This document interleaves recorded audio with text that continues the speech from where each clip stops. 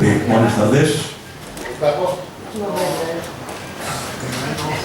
Crec que avui és un dia d'aquells que es poden assenyalar, diríem que en roig, un poquet subratllar al calendari, perquè avui la Fundació Caixa Vinaròs, el Centre de Documentació de la Guerra Civil, sempre controlat per la Fundació, fa una cosa que no s'ha fet mai, almenys nosaltres creiem que no s'ha fet mai. Avui saldem una deuda en uns xiquets que van viure en circumstàncies excepcionals. Els xiquets de la Guerra de Vinaròs. Crec que no s'havia fet mai, i avui es fa. Estem agraïts a ells per estar aquí. Alguns no han pogut vindre, però és igual. Suposo que els tenim a tots aquí, encara no estiguin nosaltres, estan aquí. 1936. L'any proper, l'any que ve, seran 80 anys ja. En aquells anys, en aquells dies, se sentia parlar molt d'Estrellita Castro, de Miguel Ligero, de la pel·lícula Suspiros d'Espanya, de Imperio Argentino i Florian Rey, en Nobleza Baturra i Morena Clara. Suposo que els que esteu a les primeres files tots sabeu de què parlo. De Angelillo, en La hija de Juan Simón.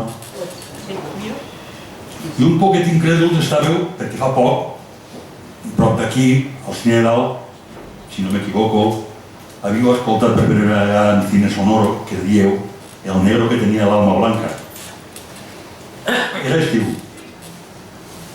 I encara teniu damunt la taula, se pot dir que els vostres llibres d'escola, Ingenuidades, Flor de leyendas de Casona, i sobretot la insubstituïble Enciclopèdia Cíclico-Pedagògica de Dalmau Carles. I un dia entre jocs vau notar que arriben a vosaltres uns aires, una cosa rara a la que no estàveu acostumbrats. Diuen que has començat la guerra. Corren rumors, hi ha persones que desapareixen, veu la destrucció de la Iglesia i de l'òrgano, i noteu com se'ls comença a tindre temor d'algunes coses que es diuen i sobretot de coses que passen. Mentrestant, les ràdios i els gramòfons que hi havia, no hi havia tocadiscos, segueixen sonant Suspiros d'Espanya i La hija de Juan Simón, que van eren els hits d'aquell any. Però també comencen a sonar himnos. La Internacional, Hijos del Pueblo. Els homes se'n van a la guerra. Arriben soldats en mono blau. Però també comencen a arribar notícies dels primers morts de Vinaròs als fronts. Vos porten a veure pel·lícules russes de propaganda, com Los marinos de Kronstadt, El acorazado Potemkin. I poc després vindran barcos i avions que vos bombardejaran i assustaran, i no voldreu que arribi la nit, perquè sabíeu que quan arribava la nit se sentirien segurament les sirenes i el rum, rum, rum, rum, que vos anunciava potser explosions i alguna altra cosa. Arriba la fam, el pa de panís, que no es podia menjar. També venen uns altres xiquets, els refugiats. També vos donaran un palet perquè no vos quedeu sords, diuen, quan exploten les bombes. I també encara seguirà sonant Suspiros d'Espanya. Entonces, un dia d'abril, veureu arribar uns altres soldats. Un poc diferents dels altres, però soldats. Estos canten en altres coses, uns altres himnes. Recordareu els alemans, també els falangistes. I alguns aniran a menjar a l'auxili social, a lo que hi havia. Però també algú té algú a la presó, segurament hi ha, i teniu temor del que pugui passar. Si diuen tantes coses, els temps han canviat. I el que ahir se podia dir o fer, avui ja no. Alguns, crec que la majoria teniu soldats a casa, i Estrellita Castro seguia sonant. I un dia vos diuen, s'acaba la guerra. Perquè bé, alguns la vau viure com una aventura més dins la vostra inconsciència infantil. Altres com una tragèdia, de la que no volíeu parlar, de la que no volíeu ni parlar. Això sí, tots dieu el mateix, que això no es repetisca mai més. Però perquè no es repetisca és necessari recollir els vostres testimonis, dels que esteu aquí i dels que falteu, que els anirem recollint a poc a poc. Els vostres testimonis, els vostres records, les vostres vivències d'aquells dies. Per què? Perquè les generacions futures de vinarossencs puguen saber, per la vostra veu, el que vos va passar a vosaltres. I que a la televisió o al cine se senti que Sospiro d'Espanya o La hija de Juan Simón, que a Vinaròs no tornen a haver xiquets de la guerra.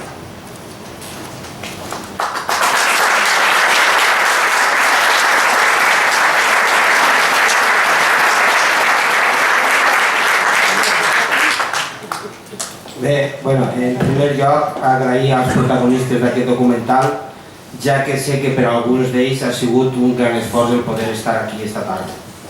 A tota aquella gent que m'ha ajudat a fer possible aquest projecte, a Toni Arnau pel seu material fotogràfic, a la meva dona per la paciència que ha tingut i, com no, als familiars d'aquests testimonis. Com surt la idea?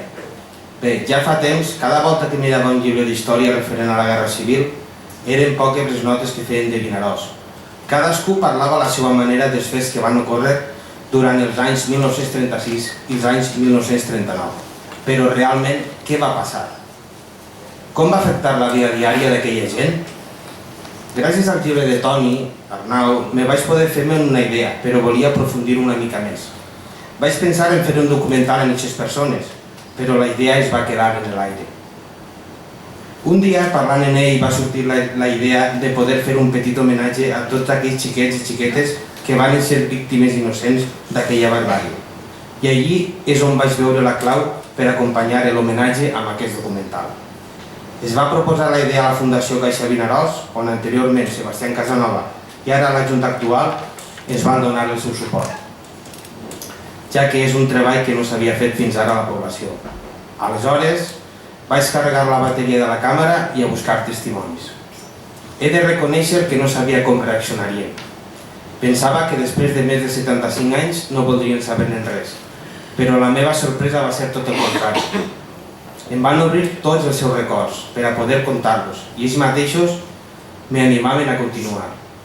He pogut disfrutar de moltes tardes de xerrades en ells, ratos bons, ratos roïns, escoltant-los en silenci. És curiós com després de tants d'anys encara conserven a la memòria tots aquells fets i te ho conten com si ho estigueren veient. Uns fets que es tenen que saber i que gràcies a aquest treball les nostres properes generacions sabran com ho van viure. Al final, per desgràcia, he tingut que anar-ho simplificant en aquest documental de 45 minuts. Sé que encara queden alguns testimonis que no apareixen aquí i des que també ens complauria comptar amb el seu relat. Ens agradaria poder recuperar-lo per a fer un segon documental, així com el material fotogràfic que segurament tindrà guardat en algun fons d'algun calaix. I qui sap, el dia de demà, poder plasmar els testimonis i aquest material fotogràfic en un llibre. Penso que la gent tindria que saber tot això perquè realment forma part de la nostra història, la història del nostre poble. Per què el Semolero? Se va pensar de posar aquest nom ja que donava igual on estiguessin els testimonis que hi surten, a casa, a la Sénia, baix al refugi, totes es fiquen d'acord en una cosa, en l'arribada dels avions provenents de Mallorca. Quasi sempre coincidien en l'hora de sopar i, per desgràcia, car sempre menjaven sèmola. Per això se li va posar aquest nom. L'arribada d'aquest avió li suposava l'angoixa de fugir corrents cap als refugis i no saber el que es trobarien després de passat el bombardeig. En este documental s'ha intentat buscar un ordre cronològic dels fets. Sentireu gent xerrant, entremig, ja que les entrevistes les he fet a casa o en alguns jocs familiars intentant no codificar el seu entorn. A part, hi ha entremig una sèrie de fotografies que contextualitzen el que està explicant la persona. Així, l'espectador es pot situar en el context que s'està explicant. Penso que és un documental que s'ha fet tard, però per sort, gràcies al suport de la Fundació Caixa Vinaròs, s'ha pogut realitzar. Aquest és el nostre petit homenatge a tots aquells xiquets i xiquetes que, sense formar part d'ella, varen ser víctimes innocents d'aquella barbàrie. Però per damunt de tot s'ha pogut fer gràcies a Amparo, Jesusa, Agustina, Misericòrdia, Miguel, Joaquín, Rosa, Antonio, Maruja, Manuel, Rosita, Júlia i la meva tia Angelita.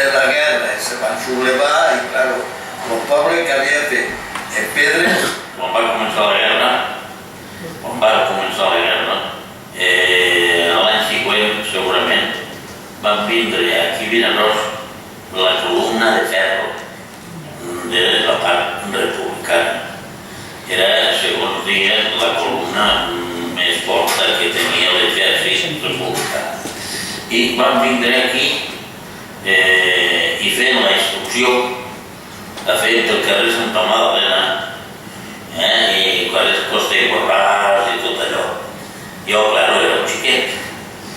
els xiquets d'allí del carrer, quan feien la instrucció, ens posaven detrás. I quan diem media vuelta, quedàvem davant.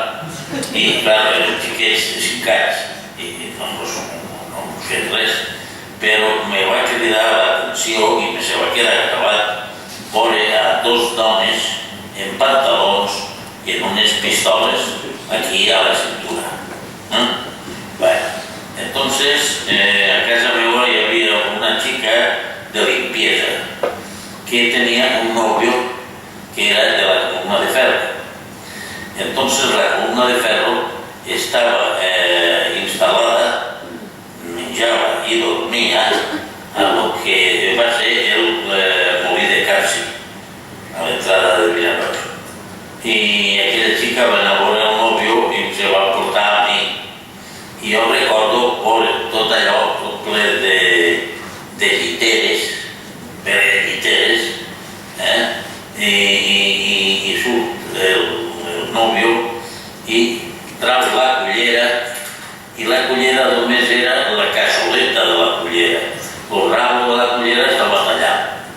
I entonces ens diu, és que això és que quan fem la instrucció, el rabo ens pot pegar al pit, i tot això ho tenim tallat. Això és un record d'aquell temps. Si la quieres escribir, ya sabes mi paradero. Si me quieres escribir, ya sabes mi paradero. La brigada 115 primera línea de fuego. I solo la adelantada diré que l'any Sí. És sempre soldats catalans i trema primera línea de fuego. Perquè los agarraran los primers, los que mataban.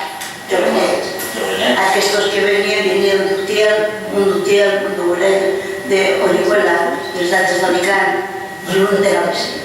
El de Galícia anava en una banda, que era il·lustrat, aquest xic. Aquest xic segur que tenia una xiqueta com jo, que només me volia estar al braç.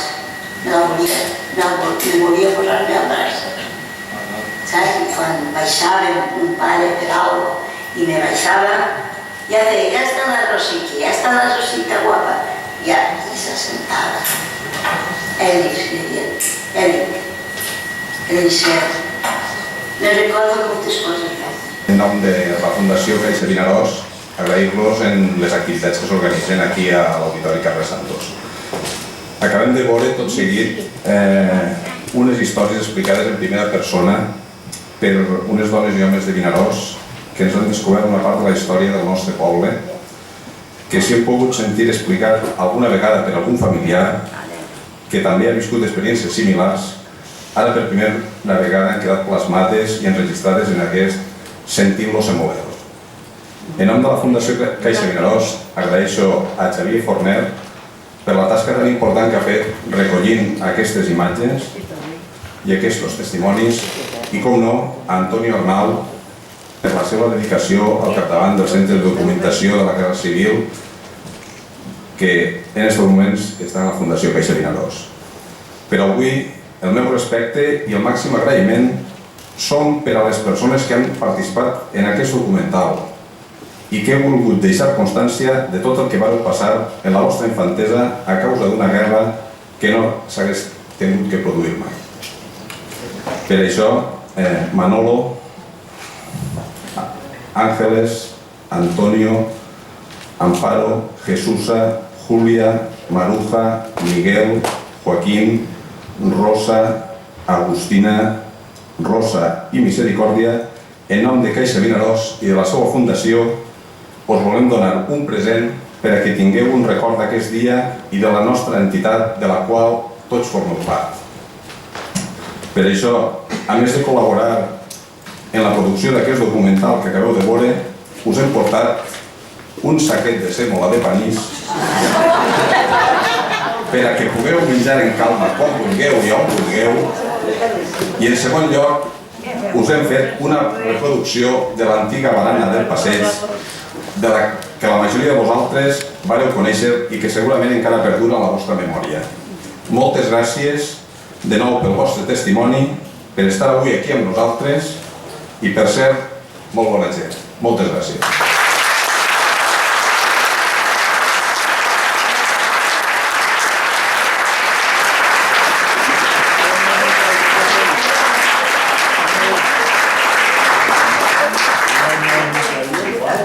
Jo no tenc responsabilitat.